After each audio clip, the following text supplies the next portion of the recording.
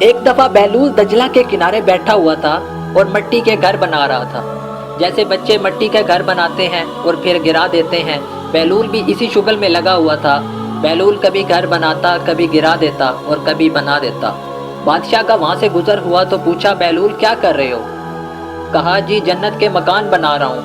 बादशाह ने पूछा, क्या बेचते भी हो? कहा, जी हाँ बेचता भी हूँ। बादशाह ने कहा, कितने का है?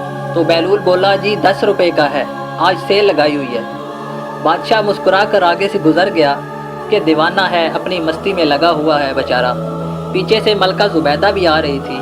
उसने भी देखा कि बहलूल कुछ कर रहा है तो उसने पूछा कि बहलूल क्या कर रहे हो? तो उन्होंने कहा कि जन्नत के मकान बना रहा हूँ। तो मलका ज़ुबैदा ने कहा, बेचते भी हो? कहा, हाँ 10 रुपये का है, बेचता भी हूँ। तो मलका ने 10 दरम निकाले और बहलूल को दे दिए। बहलूल ने वो 10 दरम दरियाए दजला में फेंक दिए और एक मकान के गिर्द दायरा लगाया और मलका से कहा कि ये मकान आपका हो गया। मलका गुजर गई, बादशाह भी चला गया। रात का वक्त था, बादशाह सोया और देखा हशर का मंजर है और फिर जन्नत को देखा, वहाँ बहुत बड़े बड़े मकान हैं। एक मकान बहुत पसंद आया तो दिल करने लगा इस मकान को अंदर से देखूं। जब करीब गया तो दरवाजे पर लिखा हुआ था मलका ज़ुबैदा। तो शौक से आगे बढ़ा तो दरबान ने रोक दिया, बोला कि मेरी ही मलका है। दरबान बोले कि वो दुनिया में थी। बादशाह की आँख खुल गई, बेचैन हो गया, मलका को बेदार किया। पूछा, तुमने ऐसा कौन सा नेक अमल किया जिससे मैंने अभी ख्वाब में तुम्हारा महल देखा है?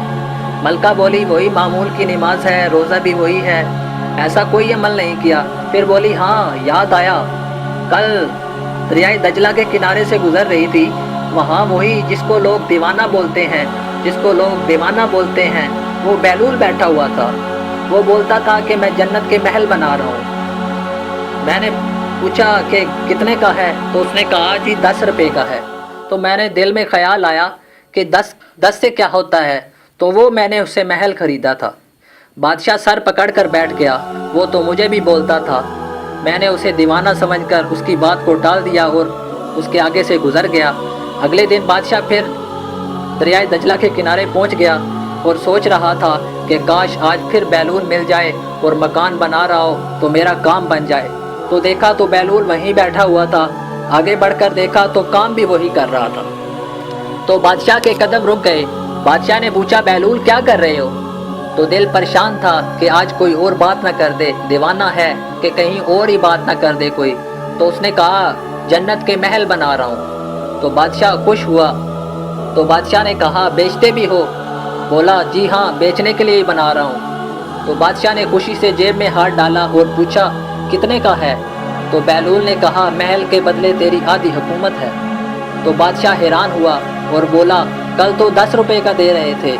तो बहलूल ने कहा, सौदा बिन देखा था तो हो जाता, देखने के बाद सौदा नहीं है।